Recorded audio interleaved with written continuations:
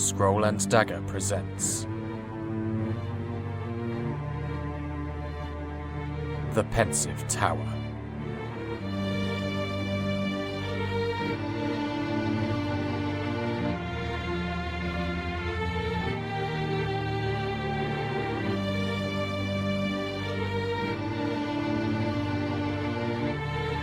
Episode 13. Buried Secrets.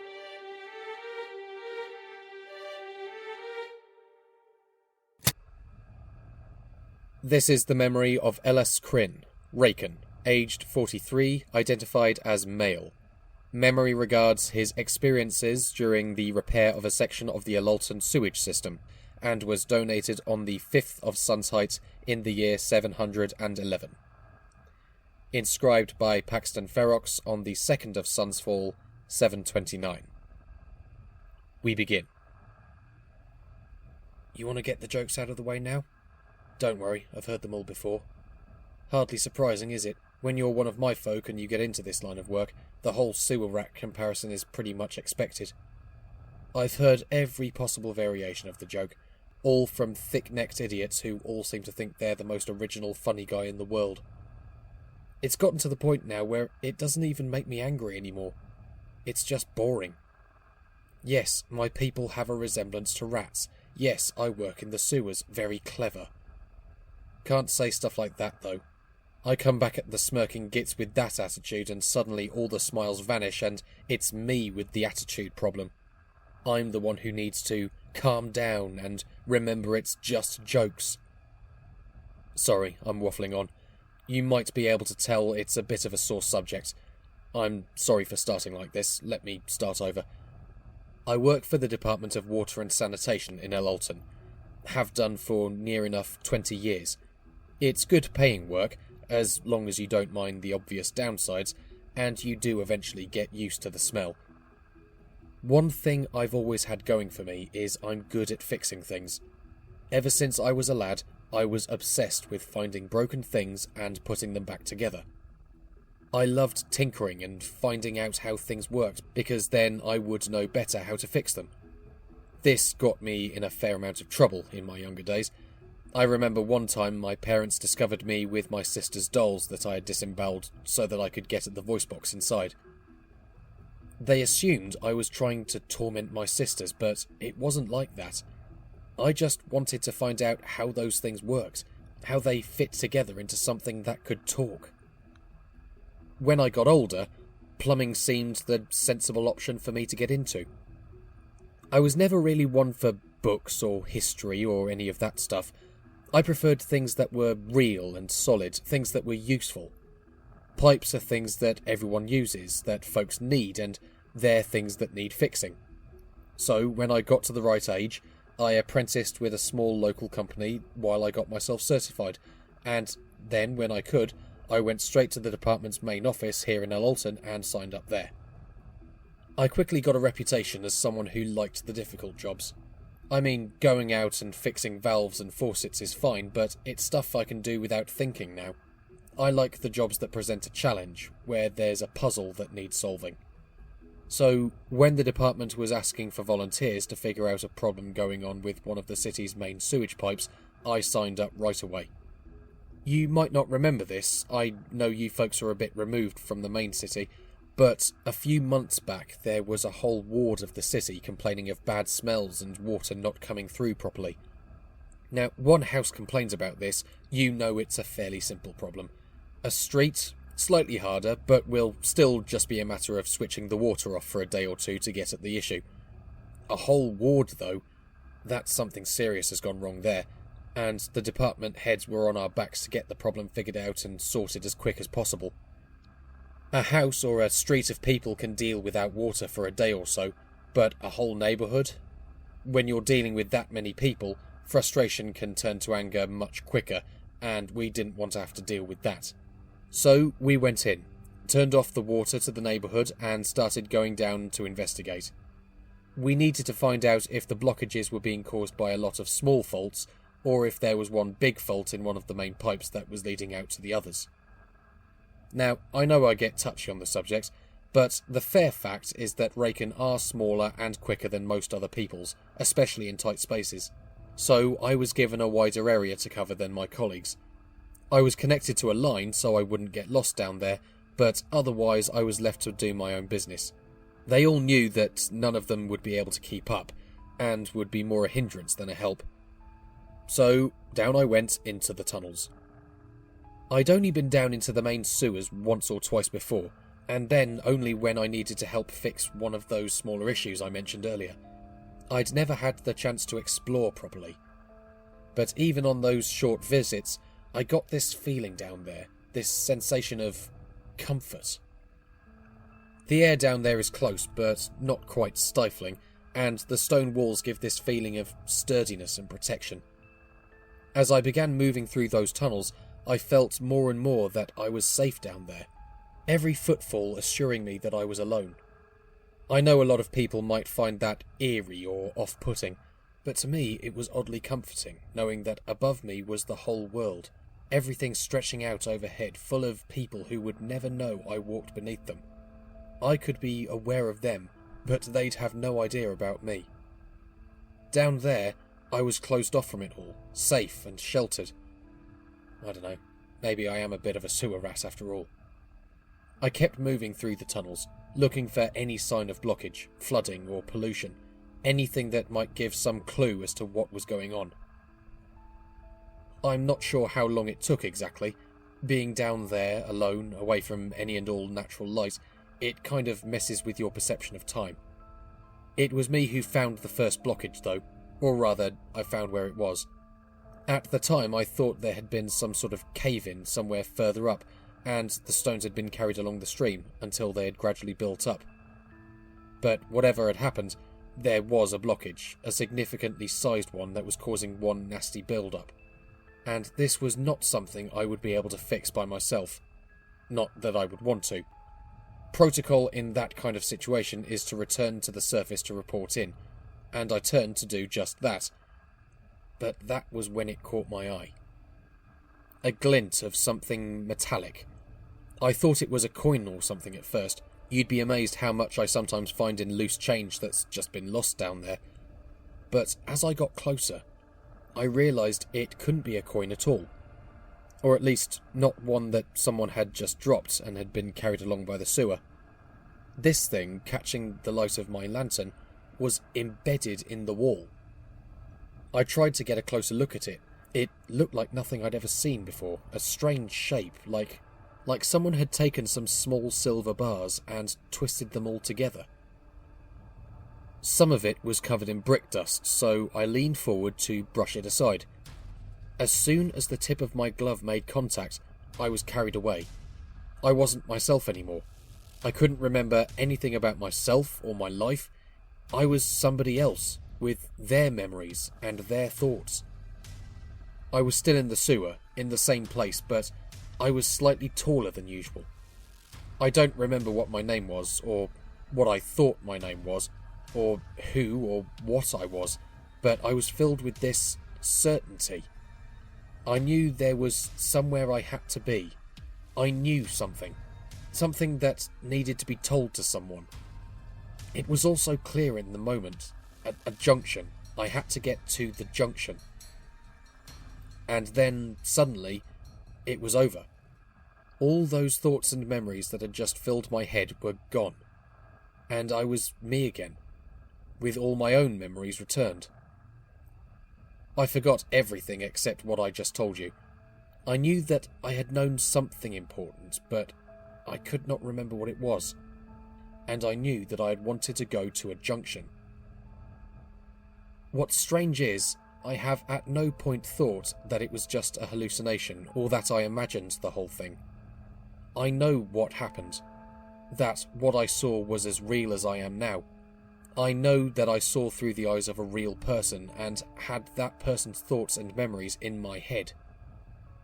And for some reason, none of that scared me, which, now I say aloud, seems odd. I simply told myself that it was none of my business.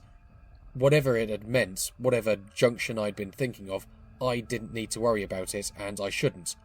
I decided to take that strange metal thing out of the wall, though. I thought I could send it to the university, maybe they'd know what it was. But when I went to take it, I saw it had gone.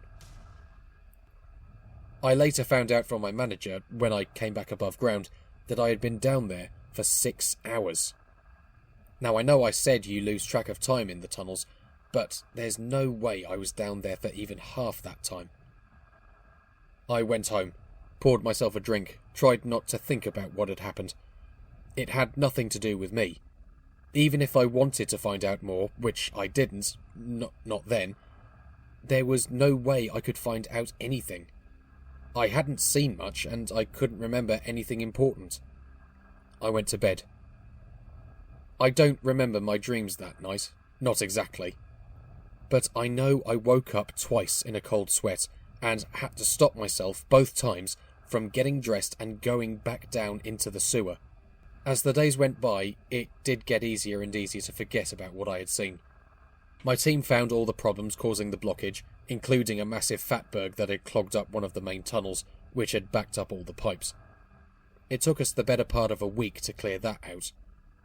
Then we had to evaluate all the connecting pipes for ruptures and structural damage. That was my main job during that process, and that's how I found the next symbol.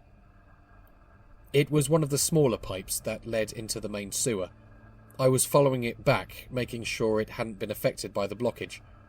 It all seemed fine, no cracks or leaks or anything like that. Then I reached a place where the line split, with one pipe continuing on along the wall of the tunnel and another leading upwards through the ceiling. A double socket junction. As soon as I thought that, I saw the glint. It was almost identical to the first I had seen. I had no intention of touching it.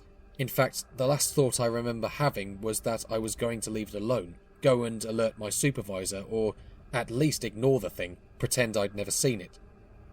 The next thing I knew, I was directly beneath it. It was high up in the wall, right next to the junction, too high for me to reach.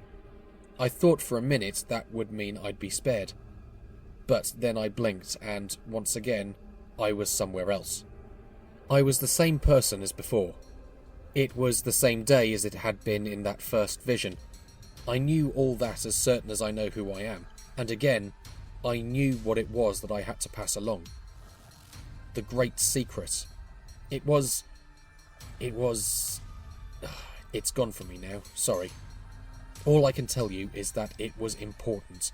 The sort of thing that people kill for. I know that it was about someone being alive. Someone who wasn't supposed to be alive. They'd put a lot of effort into making people think they were dead, but they were in hiding, waiting for the right time. I had found this out. No, someone had passed me the information. I was a link in a long chain, a hidden chain that winds through all things. I had to pass the information on to the next link. That was my job. It is the duty of a child to pass news to their elders. I don't know what that means, by the way.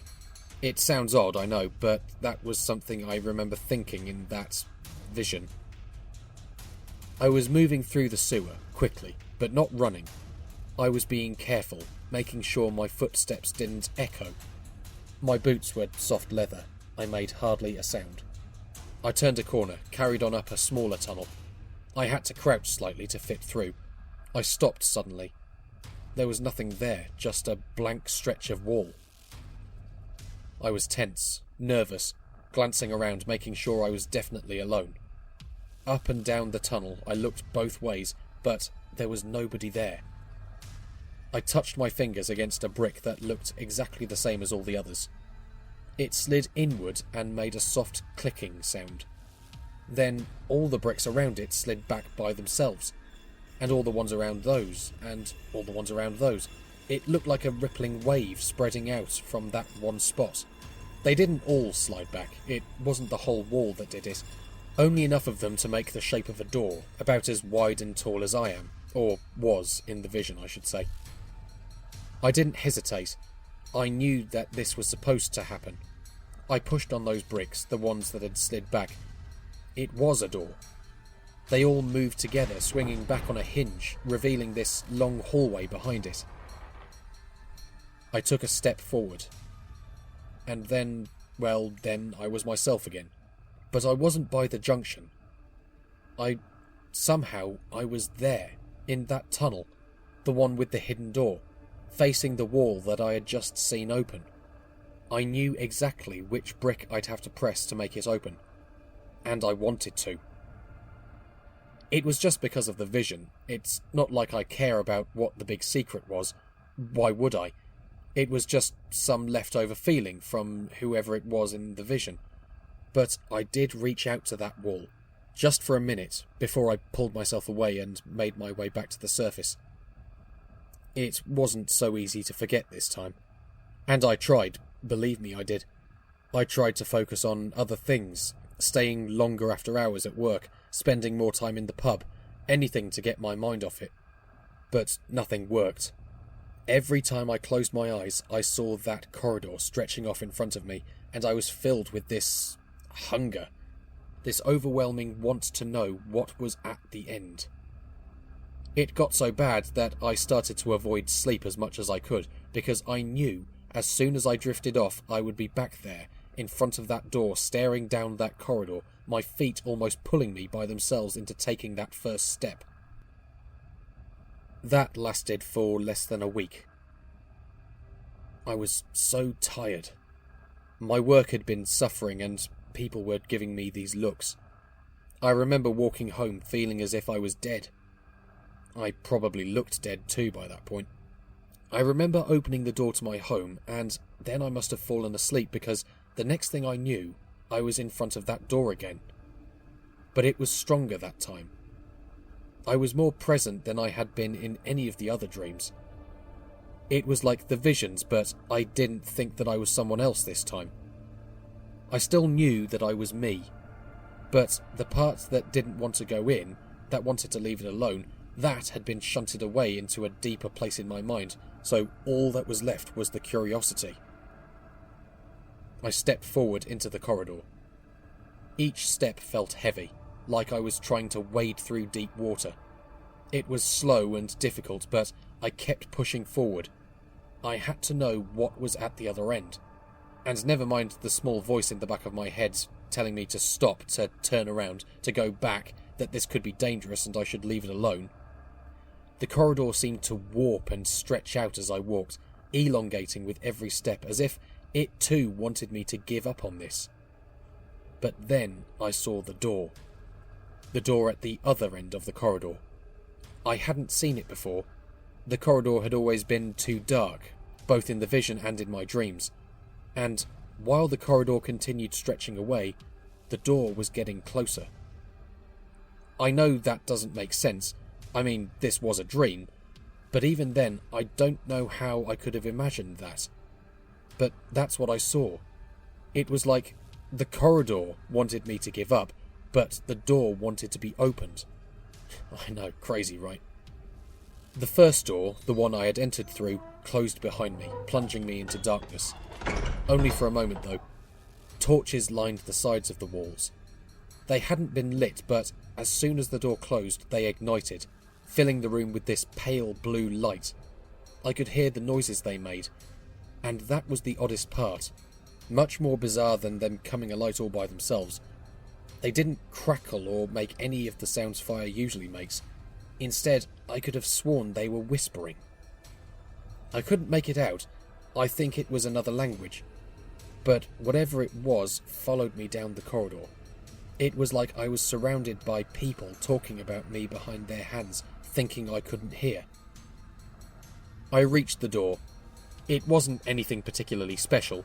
It just looked like an ordinary wooden door. But there was no doorknob or handle or anything. It was completely plain. I knew then that it had to be opened from the other side.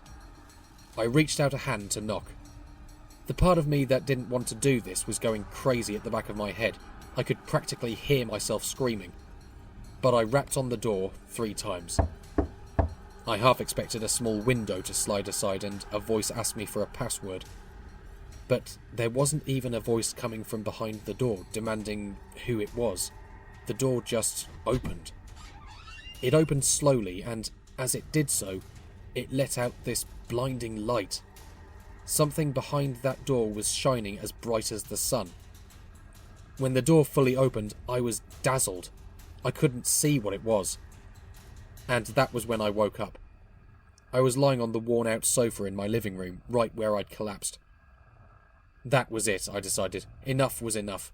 Whatever all this was about, it was going to keep haunting me until I found out what was going on.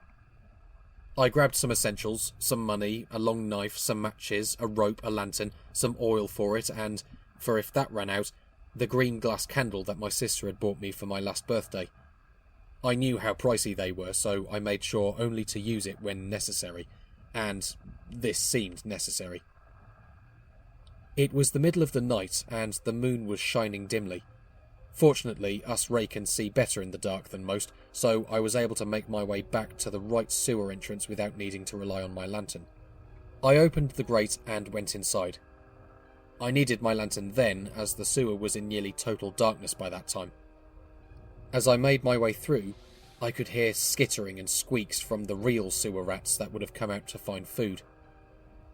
It didn't take me long to find the wall. I'd been there enough times in my dreams. I hesitated for a moment, but then steeled myself and pushed on the brick. Just like it had done in the vision, the brick slid back, followed by the others, forming the shape of a door which then swung inwards. I saw the corridor. I stepped inside. Just like in the dream, as soon as I stepped inside, the torches that lined the walls burst into flame, and the door swung shut behind me. My lantern extinguished, leaving me lit only by that eerie blue glow from the torches. I tried relighting the lantern. The torchlight gave me the creeps, but none of the matches I struck would light. A thought suddenly crossed my mind, out of nowhere, that they weren't allowed to light. Which is silly, I know. I put the matches back in my pocket. I was feeling scared now, thinking I'd made a mistake. Then I remembered the candle. I fished it out of my pocket, the glass cool against my palm. I lit it, and was immediately bathed in soft green light. Not as good as lantern light, perhaps, but it was more comforting than those creepy torches. I moved slowly up the corridor. It didn't warp or change like it had in my dream, but still there was this strange feeling in the place, like it wanted me to leave. The door drew me to it, though. The door had a secret that it wanted to share. I reached out to knock on the door.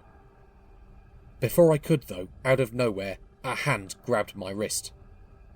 I turned to see who had grabbed me, but I couldn't see them.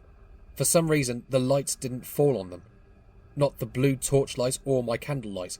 It was as if they were cloaked in shadow. Fear had been bubbling at the back of my head since I went down into the sewer, but now it all came out. I began struggling, trying to pull away from the hands that I couldn't see, but was gripping my wrist so tightly. I was about to cry out, for all the good that would do, when the stranger spoke. They only said one word. They told me to leave. In that moment, all trace of that burning curiosity that had all but consumed me for the past few days fled me completely. I don't know if that fear took over, if the stranger did something to me, or if my own common sense had kicked in, but I finally saw how stupid I had been in coming here. I fled, running back the way I came, back to the surface, and I never once looked back. Final notes. An interesting one here, not only because of this hidden tunnel down in the sewers, though I'm sure the Department of Water and Sanitation was interested to learn about it. It does actually exist. An investigation team went down following the directions in Mr. Krin's account and did find the hidden door, though apparently what lay beyond was rather underwhelming. There was nothing there. I suppose if there ever was a clandestine group meeting down there, they have since vacated the premises. Despite the empty secret tunnel, its existence does lend some credence to Mr. Krin's story. There are known charismatic items that can store memories, though they are generally only usable by the owner, hence why we don't use them here at the tower. So I am unable to explain how Mr. Krin was able to access the memories stored in these silver objects he mentioned. Unfortunately, we will not be able to ask him. And here is the reason for my interest in this memory. According to the DWS, the repairs on the main pipeline for Riverside, Willowbank and Slowwood in the Anvitten ward took place in the month of Riverfill, with Mr. Krin coming in to donate this memory 2 months later. Now, in and of itself, there is nothing unusual about this. In fact, it's very rare for people to come straight here with their donations. What does concern me is the fact that Mr. Krin was reported as missing on the 29th of Riverfill, and according to the Lawkeepers Department, this is the only known sighting of him since that date. I have to wonder whether Mr. Krin really did lose that sense of curiosity, whether he found something after all, or if something found him. Inscription complete.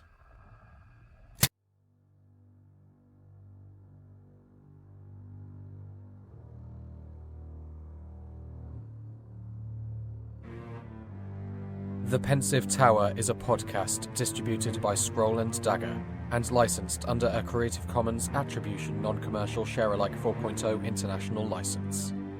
Today's episode was written and performed by Gareth Cadogan and produced by Gina Moriarty. Original theme by Evangelos Anastasatos with artwork by Cassie Shepherd. For more information such as ways to support us or to view show notes, visit us at scrollanddagger.com.